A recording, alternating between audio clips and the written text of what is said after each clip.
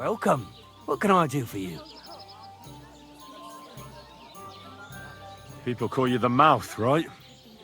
They say you tell all sorts of stories. I'm no mouth to you. My name is Zdenyek, got that? What do people call you then? Bughead? Arseface? I'm sorry, Zdenyek. I'm Henry. Pleased to meet you. But you were right about the stories. I could tell you stories so sad they'd make the devil cry. Or would you prefer something so scary it'll make the hairs on your ass turn white? But it's a lot of hard work for me. Now, if you had something to drink or a couple of groschen, that might help loosen my tongue.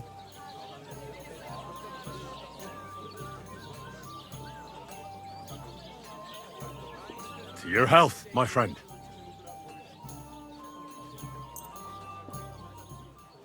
Thank you very much. I knew you wouldn't leave me high and dry.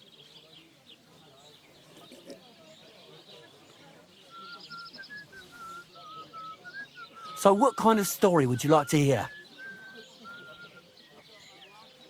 I like stories that can teach me something. Stories with a moral. Haven't you heard enough of those in church? But it's not a problem. I have just the tale for you. And it's not one you'll hear from any priest. So, once upon a time, there lived in these very lands 2 brothers. The older was called Kuba, the younger, Matthias. They were both woodcutters, like their father and his father before him. One day, at the height of summer, they were working in the woods. The air was as hot as a furnace, so Matthias went to a nearby pond to cool himself. But as he was leaning over the cold water, there was a loud splash. His axe had got loose from his belt. In haste, he began to search the muddy bed of the pond, and his hands soon touched something hard and heavy. He pulled it out and could not believe his eyes. He pulled out an axe. Yes, but not his old one. It was an axe made of pure silver. Good God. I'd grab that without a second thought. Maybe you would, but Matthias would never. He was an honest man, and with a big swing he threw the silver axe back. He searched the pond again, and this time he pulled out his own axe. Nothing but dull iron and old wood.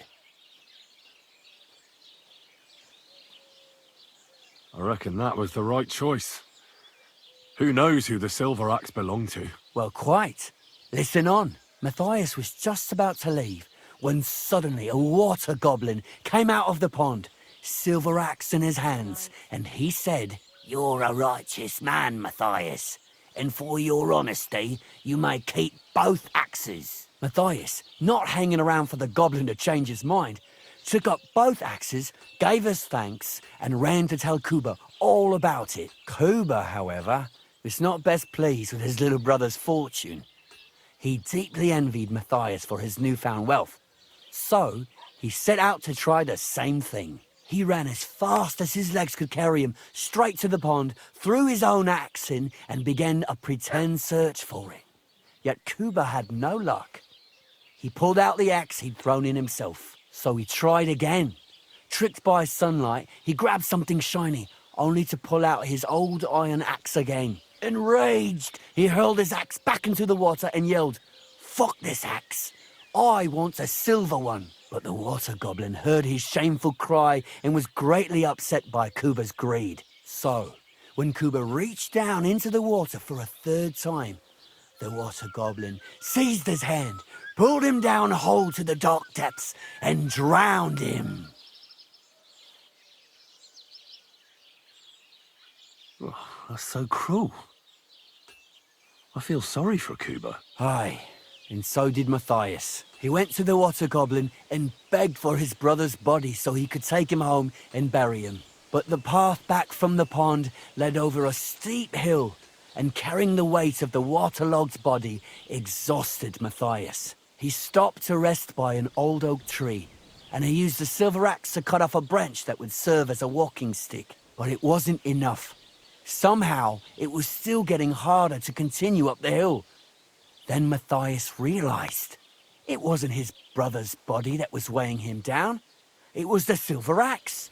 The axe was the cause of all this trouble. So he started bashing the silver axe against the big stone with all his might, trying to destroy it. Yet no matter what, he couldn't even make a dent. With the last of his strength, Matthias climbed to the top of the hill.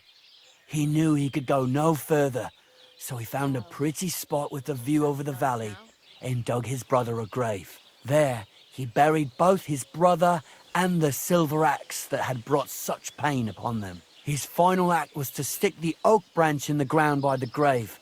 But lo and behold, the branch grew green leaves and became a tree. The locals have had no dealings with the water goblin since then, but some have had the bad luck to bump into him. And when you walk by the pier, where it all happened, you can still hear his chuckling. That was a very nice story. Story? What story? It's the truth. But why hasn't anyone gone looking for the axe then? Because it brings misfortune. Didn't you listen to me at all? Look for yourself if you wish. Rock Tower Pond isn't far from here. The Water Goblin's pier is somewhere among the reeds. But leave me out of it. I'm fine here with my drink.